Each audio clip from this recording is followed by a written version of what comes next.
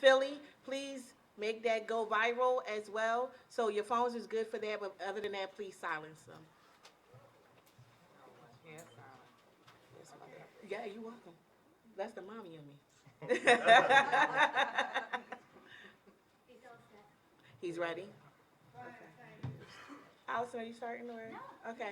Good morning, everyone. Good morning. My name is Shakita Gaines. I am Finletter Home and School President. I'm also sit on the Philadelphia Home and School Council as a member at large, and I'm a part of Opt Out Philly. I have four children, three of which are in the Philadelphia School District. One is Bodine, and one is in Northeast. The other one is at Finletter Elementary, and I have a 2-year-old in Tyler that still runs around and thinks he's the man. um, a couple years back, and I'll just start on my journey of why I got involved in Opt Out Philly. Um, I seen a young lady on actually newspaper, and at the time that everything was going on, my daughter had suffered some severe emotional problems based off the PSSAs. She felt some type of way. She was hurt. She cried. She felt like she was dumb. And I knew that she had all the talent in the world.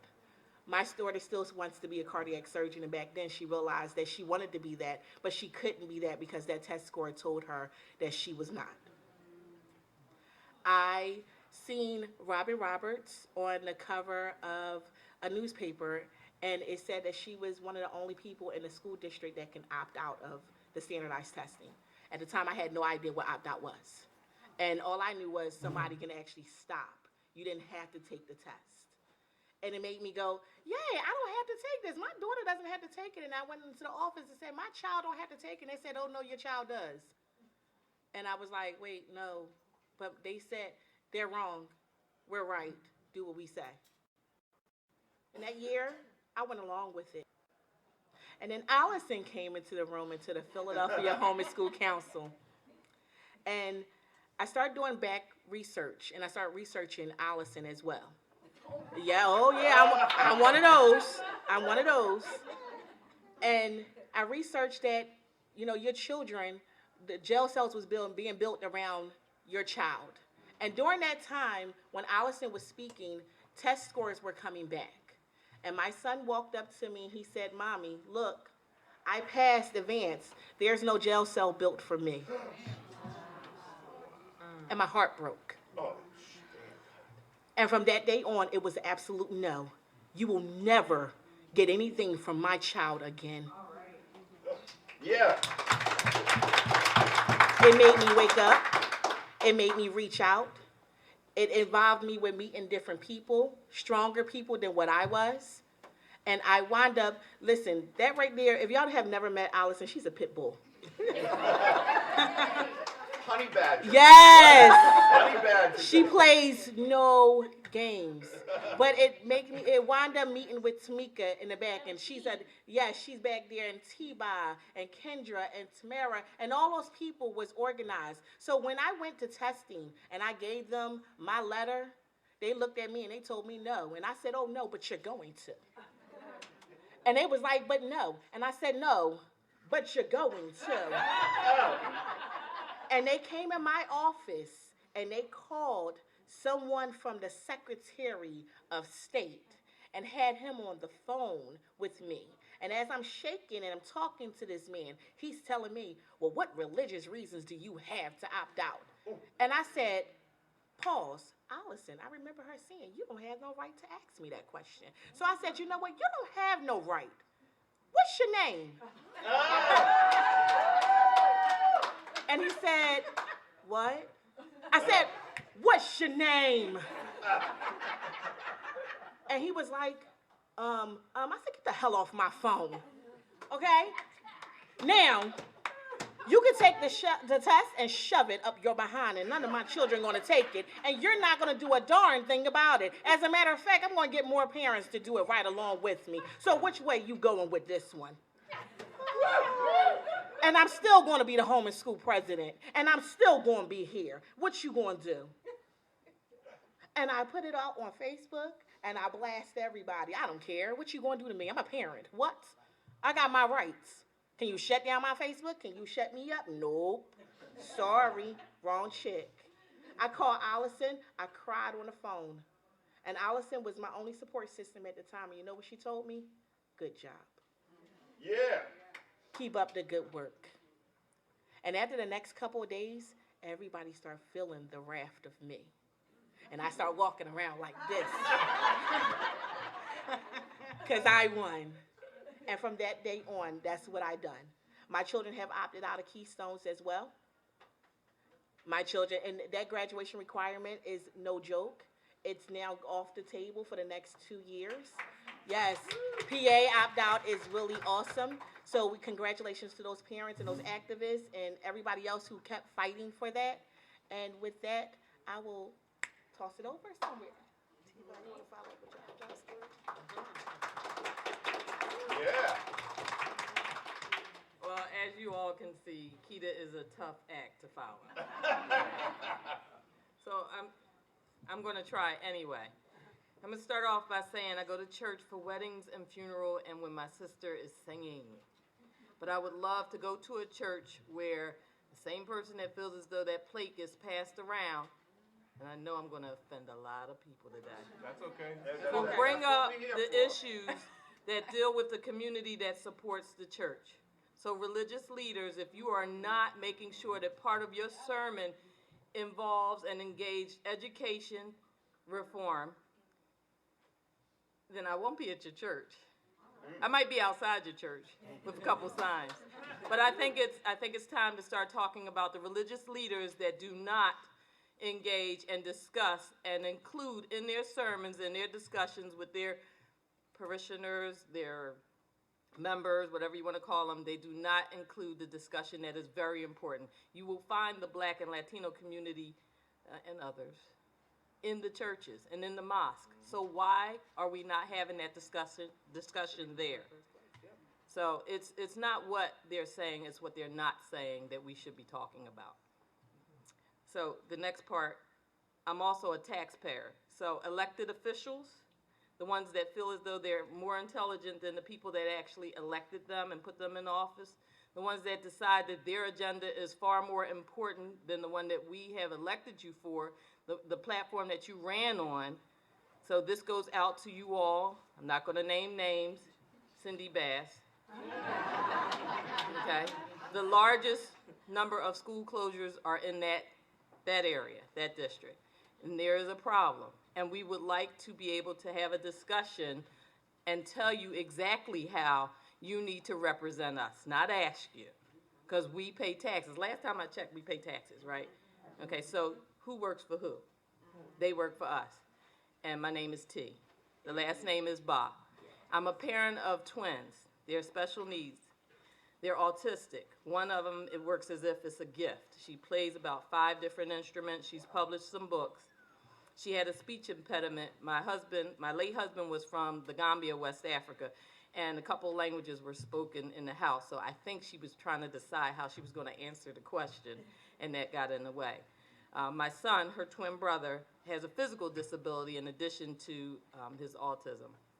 And I remember I actually went to the school board meeting, I think Keita's talking about where Allison was at, and I went because I heard they had great refreshments there. Yeah. So June Marcano, who is the president of Concerned Citizens for Change, invited me to go, and it was because she mentioned the refreshments that I actually attended. I have no shame. And while I'm there, I heard Allison start talking about the PSSAs and standardized testing.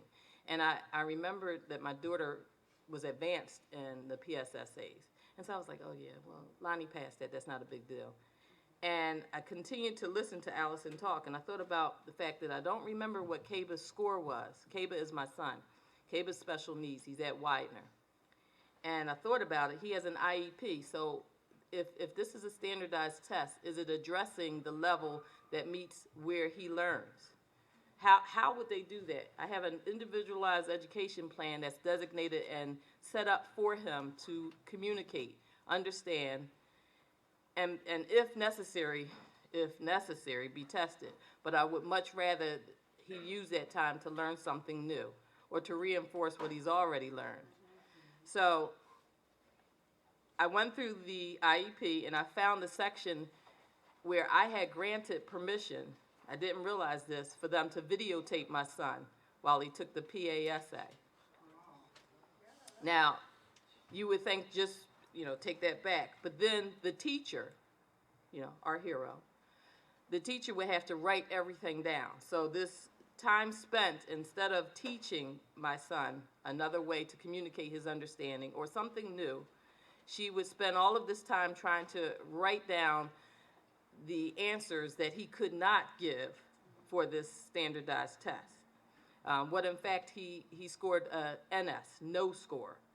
So this was the use of the time as a taxpayer that my dollars were being used for, and I had a problem with that. So he's opted out as well. And now they're in high school. Lonnie's at Carver Engineering and Science, and she was so worried about the Keystones. When I told her that the law passed and there's a moratorium on it for 2 years, she said, "Do you think it'll happen again?" I said, "No, I hope that somebody smart that I pay using my taxes is going to help and listen to what we're asking and do away with this stupid idea of an exit exam for Pennsylvania. Biology, algebra, and literature, English literature. You could be an A student since kindergarten, but when you get to high school, if you don't pass these 3 courses, you're denied a diploma. The last time I checked, the SEPTA driver that drives the bus does not need biology to drive the bus. He does, however, need a diploma to get the job. So when we start talking about jobs instead of tests, then I'll listen. And the next elected official, by the way, I'm a Bernie Sanders delegate. Yeah. The next elected official that decides they want to talk about anything that doesn't involve education, true reform, I think that I'll have to make a poster about it, take their picture, put it on Facebook, and use their name again when we're at a conference. And hopefully this gets some recording.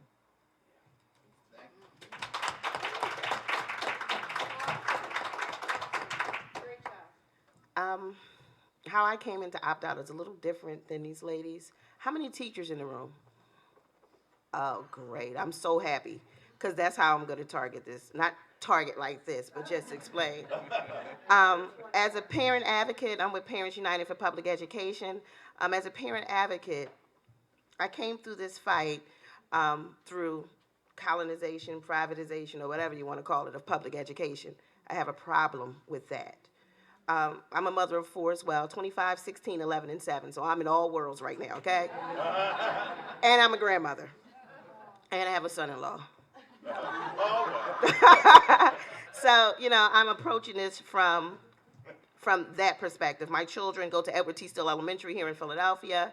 It was chartered to become, it was slated to become a charter school about a year ago by one of the corporate entities here in the city. They just didn't expect. Chris Hedges said some great stuff that really shook me up and prepared me for this right here. They didn't expect to come in my zip code, 19140, low income, low to moderate income community, primarily African American, and find me, who decided not to move. Yeah. Not only did I decide not to move out of the house that I grew up in the community that I knew so well, I decided to send my kids to public school in that neighborhood at that time. All my children went through the same public school. Not only that, I just lost my job of 15 years, was unemployed, workaholic, with nothing to do. So I dedicated my time to the school. And this is where when the school issue came up. I came to the school and told the principal I need something to do. I'm coming here to help. How can I help you? She didn't know what to do with me. Because one thing about me, and I'm going to kind of spread this out, I wear multiple hats. And so often people want to judge you by so many different things, from the principal to the teachers to the parents, from my colleagues, from everything. So I pick and choose what I want to tell people about me. at what time, but it's all the truth. And when I say I wear multiple hats, when we start talking about those parents, they don't know better, they don't care about, they don't come to the school, they don't have time. I can give you any perspective of a parent that you want to hear and still talk your talk as a professional. Which are the credentials? When I came to that school to volunteer, I didn't use any credentials. I'm a parent, I'm from this neighborhood, I want to help. What can you do? They didn't know what to do with me. I had to find something to do. Then I end up telling the principal all the things that I can do, because I live in 1940 with all these poor families in this community, but I also hold an MBA. I have multiple degrees in so many different things. I've ran multiple programs cross-county in Philadelphia, and in Pennsylvania, I'm sorry, and I decided to stay here. She was surprised. I started running groups in my kids' school around restorative practices, because that's what I do for a living now. The counselors, the psychologists, everyone was interested. Are you a counselor from the district? Did the district send us some extra support? No, I'm a parent. You live around here? Yes. I live around the corner. I walk my kids to school. Oh, is what I got. Also, with that time, I decided to be on the school advisory board, the statewide advisory board, the Pennsylvania, Philadelphia advisory council, all this other crap. Everything that I can get my hands on, I wanted to be a part of it. So I think April walked around, they decided, oh, these schools are being slated for charter. The principal didn't know. Someone that I knew inboxed me on Facebook and said, call me. Did you know your school was on the list to become a charter? What school? I was just at the state meeting the other day with superintendent. Nobody said anything about this. I mean, like yesterday. Called the principal. She was like, oh, that can't be true. I said, listen, I wouldn't tell you something that I don't know. We began to fight and organize parents around keeping our school public, because our school was a community. That's what we wanted. We wanted to support our teachers. We wanted to support our community, because the school is the hub of the community. Regardless of what the corporateers were saying about our school is failing, the test scores are low, and all that, but they weren't telling the parents you added 3 more grades to the school. Took away, added 3 grades, deducted 26 teachers. Do the math. Middle years, minus 26 teachers that you just had for elementary. That doesn't make sense in no kind of way. Long story short, we organized, we won, we maintained the Philadelphia public school. In that fight, we lost 80% of our teachers because they were threatened. They pushed them out to other schools. Our principal was my #1 support. They forced her into retirement. So now here I stand as a parent still at that school. I still have one child. I opted my daughter to go to a middle school, a special admission middle school. The first year she tested, she got into one of the schools that we had pushed into. The second year, I was like, I don't want you to take this test because I want you to go to another school. And I'm not sure, because at the same time, she was having medical issues, and she had to go into the hospital for surgery, and she was stressed. She was like, Mom, if I don't take this test, I'm not going to get into this school. Okay. I allowed her to take the school. The test scores just came back at the same time as admissions to the special admission school dropped down all at the same time. And they said that she couldn't get into some of her schools because of her test scores. So she knows how to go on SchoolNet. Any Philadelphia parent know about SchoolNet. I teach them how to go in there and check their scores to see if their teachers submitted their grades and stuff so they could advocate for themselves, which sometimes backfires against me. I know teachers hate that, but we decided that she won't be taking that test again because she was so devastated that we pushed off her surgery. She couldn't go to summer camp and all these things because she wanted to take this test to get into the school that she wanted to get into. At this time, I'm pissed. And I don't want to say I told you so to my child, but she had to experience, that was her experience in testing. So parent record conferences were last week, and I went to each one of her teachers, and I said, they started talking about don't waste your time with test prep because she's not taking it. And to my surprise, the teacher's face lit up.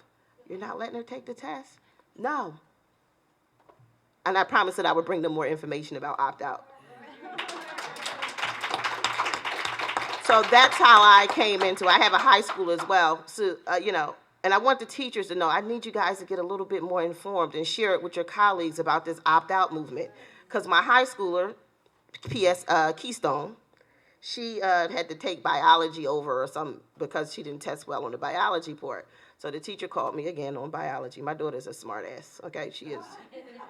So he called with all this, and I said, well, isn't this one of those classes she had to take over because of, he was like, explain a little bit more about what you're talking about. And I explained it to him, and he was like, oh, yeah, that's why we're doing this. I said, well, so how is that going to affect her in the long run? Is she losing credits? How, he's like, oh, we're going to work that all out, whatever. All right. So by this time, all the teachers know that I'm crazy. Not crazy, but I speak out about stuff that's not right. And she went to her teachers when everything was passed, and I told her, I said, oh, you don't have to take the Keystones anymore. She's like, no, you don't have to take the Keystones. She went and told the teachers told her that wasn't true. And she was like, do I need to call my mother? My mother knows. I said, I'll tag one of your teachers on Facebook so they'll know what you're talking about. But all that to say is that, I came into this opt-out very questioned a lot of things, reluctant. I went to a lot of meetings. I sat with Allison, talked to these ladies, and still wasn't sure where I stood until last week when my daughter didn't get into that school. And she was heartbroken after all her time and energy. And when I sat with each one of her teachers, and they couldn't understand why she makes straight A's. She has a C in art. Straight A's. And she's one of the hardest workers in their classrooms. And she can't get into any school that she wants to get into in this city. She's always made straight A's. I have a problem with that. And I shouldn't have to maneuver the system and play bullshit politics with politicians and district officials just because of who I know, what I am, and because I got a big mouth to get my kids into the schools that they deserve to be in. And I shouldn't have had to move my kids to a school where it takes her 2 or 3 buses at 11 years old to get to have a quality education. That's not acceptable. And I refuse to continue to play politics. So as parents and community members, I had to learn how to get out and talk to other parents about this. And I have been committed to this. And sometimes I'm burnt out and tired because this is about communities. I'm burnt out and tired. And when I get up the walls with teachers and principals about bureaucratic bullshit, excuse my language, I'm pissed. And I'm talking about ways to save our children, save our communities, save your jobs. Yes. I'm not a teacher. Yes. But if you need a parent to speak for you and open up the doors about it, you have to talk to parents, with parents, not at them. Not your child is failing. You need to be helping them with your homework. You need to be doing this. When Chris Hedges is talking about those problems in the community, parents work a lot of hours. Like sometimes if you make more than $30,000, $40,000, $50,000, you don't get it that a parent works $10 an hour, 10 hours a week, trying to provide for their kids. That's real. It's not that parents don't want to be involved in their children's life. Times are hard. Parents aren't sitting home, not all of them. We do have some parents that, but the majority of these parents are working, trying to provide for their families. A parent could work 3 to 11, so no, they cannot meet you at 3:15. I have to leave for work. I have parents, not me. Some of my parents have to leave for work at 1 o'clock to get to a job that pays $7.50 an hour. For them to be told in a parent-teachers meeting that you don't care about your kids because you can't help them with their homework. That's not acceptable. We have to find a way to work together. This fight against corporate America is against poor people, low-income people of color. And we want to unite with our administrators, with our teachers, to make real changes in communities that are lasting. We don't want our kids in prison. We don't want to go to jail, but I will for mine.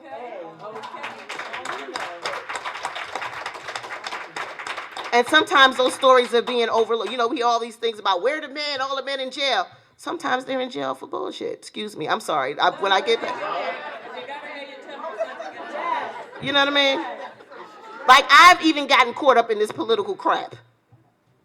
Like I do parent advocacy at different schools. I got a bunch of tickets or whatever for parking, something crazy. They end up being $300 fines. Yeah. Ridiculous. Ridiculous. But, this fight is about us working together, and we have to continue to remember that it's a big picture. And in order for us to have a relationship and build true community with parents, teachers, whoever's in the community, we have to have a conversation together. This is a with thing. You know, we have to remove judgment and understand where parents are coming from. You know, sometimes we have to peel back those layers from what we see on the outside. You know what I mean? Oh, he got Jordan. I heard someone say about Jordan and pencils. Your kids have Jordans, but they don't have pencils. You know what I mean? You know, a cousin could have gave them, somebody else could have bought that for them. Your parents could be in shelters, and the shelter gave them Jordans, but they don't have money to buy pencils. Them Jordans could have been bought with income tax check, what we call hood rich right now. Everybody get income tax check. No, I keep it real. I only know how to bring it one way.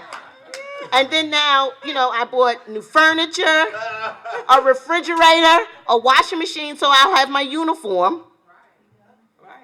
Bought a pair of sneakers for my kids that I figure if I buy the Jordans, they'll last longer. But next week, I don't have $3 for pencils because they might not take food stamps for pencils. Because that's what I had. I'm going to keep it all the way real. And it's not a black and brown thing. White people get food stamps too, probably way more. So let's keep it all the way real. I only know how to bring it one way, you know, because that's me. That's the truth. You know, so I think we need to look at the big picture. And then I'm going to end this with thing about who I am. Because one thing, my mentor, now she's a city councilwoman. All right. She always told me that my integrity is pure. Yeah. And I do this because I'm passionate about it. It's not about a paycheck. I turned that, when we were fighting that charter fight, I had been applying to, I'm going to put them out, Mastery Charter Corporation. I've been applying for them the 2 years I was unemployed. They never offered me a damn job. As soon as I spoke out, they offered me multiple positions in leadership. Guess what I told Scott Gordon?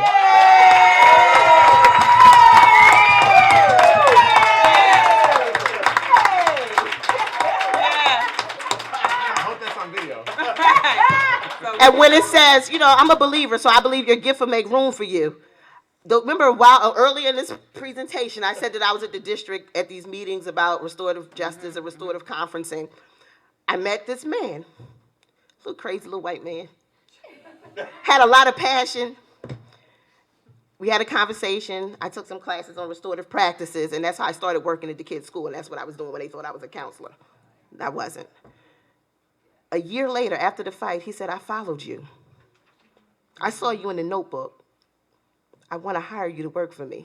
Now, he was the founder and president of a graduate school. So that goes back to say, I didn't have to sell myself out to Mastery to get a job. Me being passionate about what I did and who I am made room for me. But all that's not to say that. My story is, I was a teenage mom. I have been a victim of rape. I have 4 children and I'm not married. I went to Temple University on welfare and received food stamps. I worked 15 years in a corporate job that I didn't even know how I got. I'm a mother of 4. I'm a grandmother. I'm an activist. I love my community. And I hold the MBA. All those people, that's a whole lot of different. So I'm not saying anything that I don't know. I have friends that live in $1 million houses, and I have friends that live in the projects. And that's all a part of who I am. So when I talk about working with people, I'm really talking about working with people. And I believe in transparency. So none of these things about me can be used against me. So I'm not ashamed of who I am or where I come from. So when I say I'm talking about talking with parents and working with parents, we have to meet people where they are. Yes. You understand what I'm saying? So when I go to schools, I'm talking with the teachers and I'm talking with the parents. Yes. And I'm there to bring it all together because we have to see each other as people first. Yes. Because we all have one goal, is for a better place for us to live. And everybody is a part of that. And what we have for our children, our education for our children, how we educate our children are the most important things, whether you on welfare or you're on Wall Street. Yes. Educating your children is very important.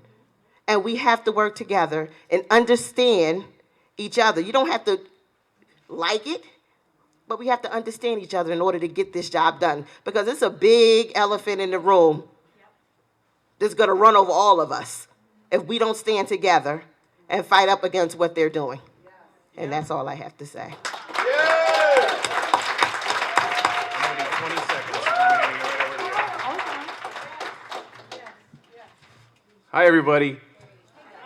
So my name is Gus Morales. I'm here representing the Badass Teachers. I sit on the board of directors. And I'm actually not going to do the presentation because I realize that we're short on time, and I want to make sure that the Philadelphia folk get their say. I'm taken back by all the truth being told here. I have a lot to say. Believe me, I could do an hour lecture on what we're talking about right now, but I really feel it's important to hear from the Philly folks. I would like to say for the Badass Teachers that we've been kicking ass for a long time now. The Badass Teachers are changing the landscape of public education. Our Twitter, we slam anybody who goes after teachers, who goes after students, who try to pull crap about charters. So please, if you're not a member, and if you know other teachers who aren't members, recruit them, get them to join Badass Teachers, and I'll pass it along. What? I told you I was gonna be quick. I got too much to say. Oh my There's only 10 God. minutes left. I would eat Oh, the 10 minutes goodness. up in a heartbeat.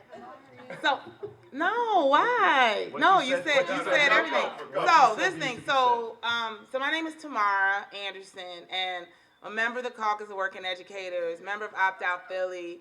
Pick a group. I'm a member of ABS. I'm a member of everything. I have no life. good. So what Welcome to the club. Right, welcome to this. So it's funny when we talk about realness. So what brought me to Opt Out Philly really has a lot to do with, so everybody talk about how their children, how as a parent. So I am not a unique individual. So I used to be a Philadelphia public school teacher. I taught in New York public schools. I taught in Chicago public schools. I brought my daughter here when she was 5 years old because I'm also a performing artist. So I travel, I write for the Examiner. I have a blog called Confessions of a Single Parent Actress where, it's not really a good thing. I spy for an independent contracting company, so I sub for mastery schools and write about mastery schools in the newspaper because they actually let me have access to their files one day. And I was like, thanks. They were like, we don't have no place for you to sub. Can you file? I was like, oh, sure. It was like so ridiculous. Then I wrote, my famous thing that had like literally 1,000 likes, the myth of mastery. And, and because I've taught in charter schools, because what people don't tell you is the hiring process in Philadelphia is like the Rock of Gibraltar. So no matter if you have 2 degrees in education, they will be like, well, yeah, you can start. We'll pay you $40 a day as a sub. And I'm like, I'm sorry. So I'll still get food stamps when I'm teaching. Thanks. Okay. So I basically went to a charter school, saw people cheat on tests. I saw people literally tell me, so are you going to help them? I said, I'm sorry, help them do what? I taught them. They'll be fine. You know what I'm saying? But I saw people literally going to board, and that leading up into this work made me realize that for Black and brown parents, we don't have a plan B. So when people are being critical and saying, oh, I don't know why minority parents don't sign up, like why they won't opt their children out, don't they know that? Yeah, you're saying that from a real high pedestal. And you need to be very clear that everything that's ever happened for the good of this country has put Black and brown children on a proverbial fire. So if we go back to Brown versus Board of Education and we say, yay, 80,000 Black teachers lost their jobs and did not get rehired until 1963. So the middle class was decimated. So you have to understand when people don't trust a system. Or if you're talking about the voucher system, let's get rid of vouchers. Okay, yes, you should get rid of vouchers. But Black and brown families were benefiting from vouchers. And you had no plan B for them. We are always coming in with our educational caps and our educational reform superhero shirt, and we don't talk about the plan B, and we don't talk about what's missing. And that goes back to what everybody says of talking about who people are. Just because I have jeans and a t-shirt and all the different stuff, and I come to school, and yes, I can navigate the system because people forget that I used to teach. And yes, I tell my daughter, who started off with a severe expressive and receptive disorder. She was diagnosed at the age of 2, was not talking to anybody. Well, now she's 15. She's a published author. She's been featured in NPR. She's been in Philadelphia Tribune, and she gives gift cards to teachers from the proceeds of her books because she lost her art teacher because of budget cuts. Wow. And then she wrote a letter to the school when they said, what do you like to tell the incoming class of freshmen? Because she's a freshman this year. She said, well, I think this school is good, but children should practice their ability to opt out of the test and practice their democracy. Now, when it came to opting out, I gave it to her. And that Kendra and I had many conversations about this. Because we were all like, what do you want us to do? Like, why? Because I know, I love everybody, but I'm not cuckoo for Cocoa Puffs. Like, you are not going to, sell me a ball of cereal and tell me that it's going to jump up and down and make me rich. No, it's not. So I basically laid it out for Maya. I said, look, you don't like tests. Tests don't like you. You're a very bright kid. There's a big test coming up. You have to let me know what you want to do. She came to the opt-out meetings. I'm always dragging her to my caucus meetings. It's okay. I've become my mother. Oh, my God.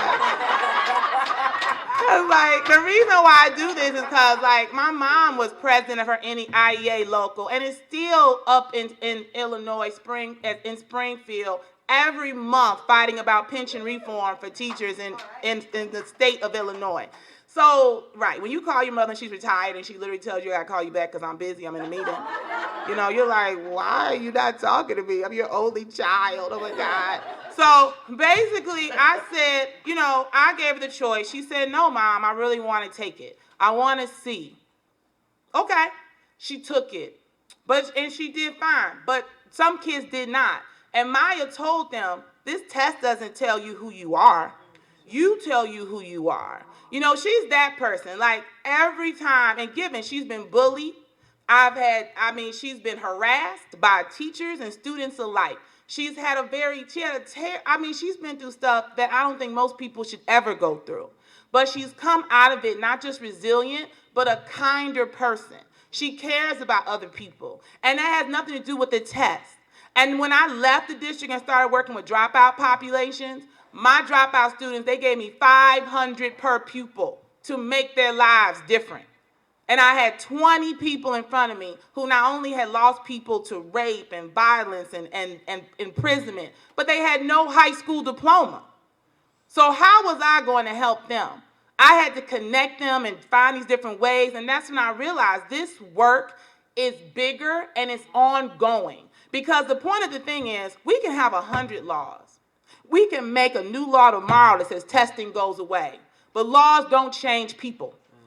And laws don't change people's hearts and don't change people's intentions. And at the end of the day, if we don't start looking at all of our children as all of our children and not just wait until it comes knocking on our door, then change will never happen. Because we have to be not just passionate, we have to be virulent, we have to be fearless, and we have to be willing for people to say no and spit in our faces and not understand. We have to be prepared with the information, and we have to be prepared to talk to all kinds of people. Because I'm so exhausted of, let's have a rally and put a sign up. Whoa, womp, womp. Yay. That's not building community, and that's not building relationships. If we're truly talking about organizing is not that one person who's the loudest person in the room. Organizing are the relationships that have been developed in the room, in the space, around the problem. Period. With food. That's exactly right.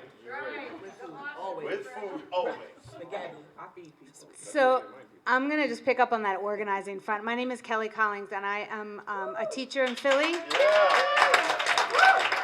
And I'm part of the Caucus of Working Educators, and before that, the Teacher Action Group. And before I was a teacher, I was a community and parent organizer in New York, Dallas, Baltimore, Philly. So this opt-out organizing, this caucus organizing, this world of education organizing is my world's coming together. And so just in a nutshell, I've been working with Opt-Out Philly over the course of the last couple of years, trying to figure out all the different paths into the movement and making sure that everyone understands how to access the movement, and then once we get in here together, what do we do? Because a lot of times we come from very different places, very, very different values, and so that's part of, I think, the struggle of this movement is all the different paths into it, and then when we're in it, what we do with it, and that's a question, not an answer. And that's it. If you give me a couple of minutes, I'd like to say something now that I have Go a for chance. it, Gus. All right, so we all know that in the suburbs, parents are opting out in droves in the suburbs, and it's mostly white community. And there's nothing wrong with that. I don't mean that as some kind of denigrating comment. But the greatest threat right now across the country to the opt-out movement is the exclusion of communities of color. That is the number one threat, because if the other side gets their hands on these communities, and they're trying in my town, in Holyoke, Massachusetts, they're bringing in TFA, they're bringing in all the charter school folks. If they get ahead of us on this, we lose. Because we have to come to terms with the fact that while all of these perverted education reforms are affecting all students, they are disproportionately affecting students of color. Black and brown communities are being disproportionately affected by the testing regimes, by the charter takeovers, by the receivership models. All of that is happening in mostly, not exclusively, but mostly communities of color. Yes. So until we wrap our heads around that and figure out how to recruit more, and this room is telling, and I don't mean that as an insult. Every time I say this, people take it as an insult. But look around you. I'm sitting with people of color on this table, but that pretty much takes up the whole room. Everybody else is white. If we, listen, I said mostly. You calm down over there. But you know it. Yeah, I'm Puerto Rican, and I grew up with a bunch of Puerto Ricans, and my people are all kinds of wanting to be a part of this, but there's no plan B. I couldn't have said it any better myself. You're telling them, you're shaming them, you're targeting them when you talk about them, but you have not come up with a philosophy, any kind of engagement model that brings them into the family as opposed to outsiders and strangers. So we really, if we're serious about the opt-out movement, and I'm talking about full tilt, completely destroying the machine that is right now killing public education, we need to bring in the communities of color, and this is a start. I'm so happy to be here today. Yay! And before we end out, I think Kelly didn't give herself enough credit for the Feltonville 6. I don't know if you understand what happened at Feltonville. She almost lost her job. Her and 6 other teachers speaking out about opt-out. And they were like the faces of that. So we thank her so much for that. And while we're standing here, we have Robin Roberts in the back, a part of Opt-Out Philly. Hi, Robin.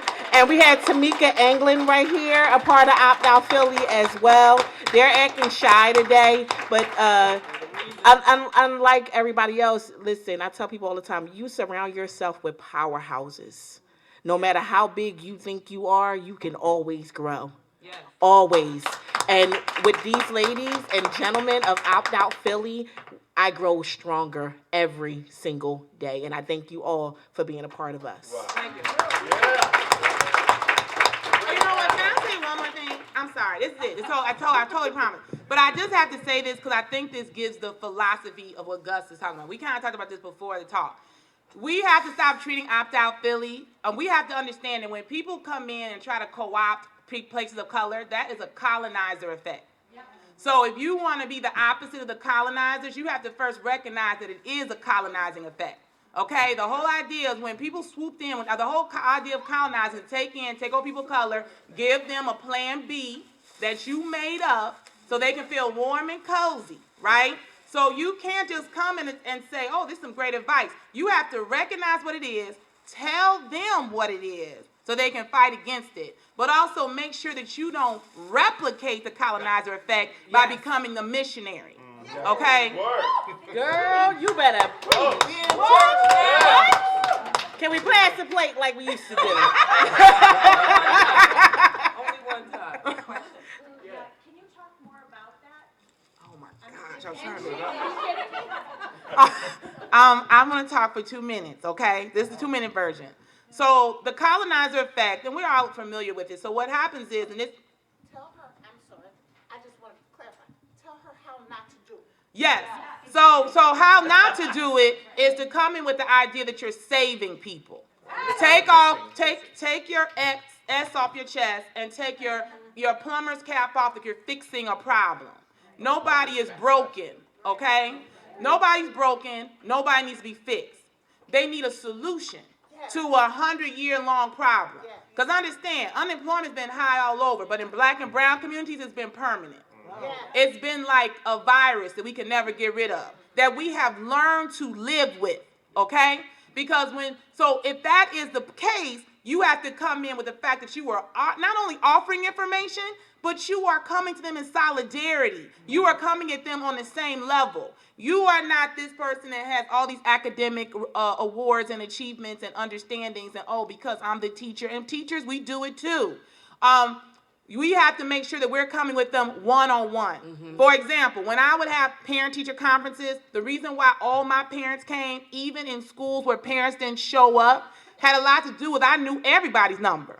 The mama's number, the auntie's number, and I talked to him. I said, he showed up to school. He did a great job today. Did he? Oh, my God. I said, yes. It was a modern miracle. So let's make sure this happens again. And then me and you can go out and talk about this. And what do you need me to do? Well, I'm working on my GD. Are you? Girl, I got a friend that can help you out. For real? Yes. Because you know why? Because I need help. I'm sitting here right now at this conference, and I'm one step away from homelessness. Literally, not figuratively. Not like, oh, it's Tamara being funny. No, for real. So the thing is that you have to make sure you come to, and you know what? Find you some black and brown friends. So they can check you to make sure that you're being a real, authentic white person. And not being fake. It's very important that you check that. And then you'll have a whole process. Right. Because that way you avoid colonizing, you avoid missionary. Missionaries were always, oh, let me come and help you. Look at my brand new shiny religious school. La, la, la. You need Jesus. And don't get me wrong, I love Jesus. I go to church every Sunday. But I go to church with a pastor who's HIV positive, talks about that in the public, and talks about how we need to help people in the community. Period. So this is what you need to do, and this is what we need to do. And stop waiting for us to embrace you. If you want to have a conversation with black and brown communities, find them. They're not hidden. They're not invisible. It's not like you can walk through and not find us. So what do I do when I have a black administrator who ain't trying to hear me? Oh, right. Oh, no, right. So here's the thing. So what happened is we have black and brown people who have been co-opted with the whole mentality because they're trying to keep their jobs and they're trying to maintain their white flight. Okay? So if they're maintaining their white flight, I don't know how you feel, but I had an administrator like that in New York, and I let him know in very nice terms the first time. The second time I had to close the office door. I was like, look, I understand you got 2.5 kids and you live in a nice little shrubbery place here in Brownstone, but I'm sharing a goddamn room above on the 3rd floor with a teacher's salary in a building that has to be owned by a teacher. So I share a bathroom with her daughter. So, no. You need to check the fact that this stuff needs to happen here, and these people look like you. So the next time you want to check your blackness at the door, make sure you check all that other stuff too. So you tell them that. I don't know about you, but I have no problem letting people know and letting people know where it comes from. I have a list of history. You want me to tell you the documented facts where it comes from? Okay, let's start from the beginning. So when the teachers union first started in the early 1900s, you know who they had? They actually had black members. So there was a growing, burgeoning black class. That means auto workers and teachers were getting married and creating the middle class in Detroit, in Pittsburgh, here in Philadelphia, in Chicago. And in the South, you had a job and a house. And then the NAACP came along and said, you know what? We got this great case. We can make this the case to make sure that we get into these places and we have integration. But you know what the problem was? They didn't ask the black professionals who were going to take the heat for that. And the white superintendent of Topeka, Kansas, sent a letter to his teachers in 1952 and said, look, if this bill passes, you are going to lose your jobs. And I don't even know what to say because the ball is already out the court. They didn't get a letter from the NAACP warning them about that. They got a letter from a superintendent in one city. In the other cities, they just got fired. And you know what? People said, well, then black and brown children got better schools. Did they? Because they hired white teachers with no certification and no degrees over people that did have degrees. This is the truth. So if you want to talk about the truth, teach the truth. Trust you me. When I'm talking to families and they get this, they're like, oh, I had no idea. I don't know. So what should I do? You fight the fight. The best way you know how. For example, give them opt-out options. Have a gradual opt-out plan. Don't just say opt out of everything or else. Tell them, hey, you know what? They take benchmarks. They take this. If you really feel that your child needs to take the keystones, opt them out of everything else that's miscellaneous. You know, let them get adjusted to this. You get adjusted to this. That is a kinder and gentler and understanding plan. I'm from Detroit, and I work for Detroit Public Schools. I'm a Detroit Public School teacher. My name is Tracy Lee, and I'd like to see more of our parents opting out in Detroit. I have a parent in mind, and I would really like for you to connect with a parent that we have there. I really think, because in the suburbs, they're opting out. In Auburn Hills, they're opting out. And Aaliyah's a friend of mine, and I would like to connect Aaliyah with you so that it's not just me saying it, but she can hear it. Well, how it's working here, because it's really important. You know, we have a lot of problems in Detroit. We have Flint, too. Right. You know, so and they actually go together. Yes, they Yeah. do. Okay, and so it's really imperative that we all are working together to do And- what we can. And you need to, and also too, I would also make it that it should be like, if it's gonna be a meeting, a Skype meeting, that it should be all of us. All of your white colleagues that are supporting this should also be in that room, because then it becomes like a referral process. Right. You know, you gotta be careful with that, because that falls into the missionary process too. Like, I'm gonna refer them to some well-meaning black people, and I hope that they can help them out. We wanna make sure that everybody, you know, I know you're saying, I'm just saying, like, we wanna make sure everybody's in the space and have that conversation. So I'm gonna be in, so for the work I do with restorative practices, I'm getting ready to be in Detroit for like the next, off and on for the next 3 months, so we can connect. And I'm willing to have a conversation with the parent about what we're doing here in Philly and And to we start can plan, things and off. we can can plan plan the meeting something too. greater. And Schools that are autistic, so therefore I'm not committed to any of the testing, but I used to teach general ed, and so I still have, and I'm very active And in special social. ed. And I mean, please look at us on Facebook as well. We're Opt Out Philly on Facebook. We're Philly Parent Strike as well. Also, optoutphilly@gmail.com. I believe that's still running up Yeah, in. it is. Yes. So it goes to Allison. Allison spreads everything. Like, yes, everything. So we'll all get the mission. Please don't lose contact with anybody, you know, on this panel, off this panel, even the ones in the back, you know, no matter what, don't lose contact. Please, if the relationships work. You know, Facebook only works, I tell people all the time, Facebook doesn't work when you got 3 friends. Facebook works when you have 2,000 friends, and 2,000 friends has 2,000 friends who has 2,000 friends, and you start tagging everybody. That's how Facebook works. You can't just post a long sentence because don't nobody care to read it. Right. We have a group. You know, you. True Taxpayers Residents United for Public Education. Let me tell you. 3,200. So let me tell you how this works, and I'm one of those people. I'm one of the energetic people in the group. I am a Triller girl. Triller.com is one of those video things that you make videos and you get to dance on and everything else. See, I make all kind of opt-out dance videos, and then I tag everybody in it, and then everybody start watching, and then I get all the emails. How did you opt out? How did you opt out? How did you opt out? Listen, I twerk and all. It is what it is. It's a show. You have to see it. I'm gonna watch it. But it gets shared. The information gets shared, and you kind of want that to work. And the way things work is now is that it's not always what you say; it's what you do. And everybody watches videos. Everybody likes videos. Yeah. Everybody likes music. Use that to your advantage. Right, okay. It's nothing like seeing a teacher get down with her students Yeah. and have a good time doing it and have a message behind it. I agree. Something we've done in Detroit, I'd like to share with you, an organization called Go Left America. Okay. They filed a Title VI complaint on behalf of Detroit Public Schools. The school board went to them that had been disempowered Okay. via the emergency management. And we were boots on the ground, teachers, parents, school board members, and we were taking statements from teachers, parents, students, how emergency management had affected them in a negative way. We put it all together, we sent it as a Title VI complaint to the U.S. Department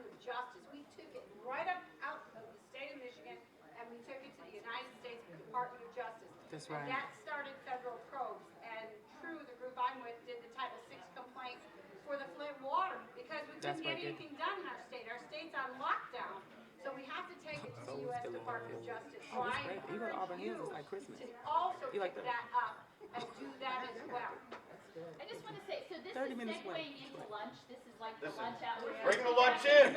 Well, there's a Wawa sandwich place, which is like right across. If people want to get a takeout and come back and continue the conversation, I just want to let people know. Do they deliver? They'll deliver. It's not DiGiorno. Do they bring in pizza? Oh, right, no. No.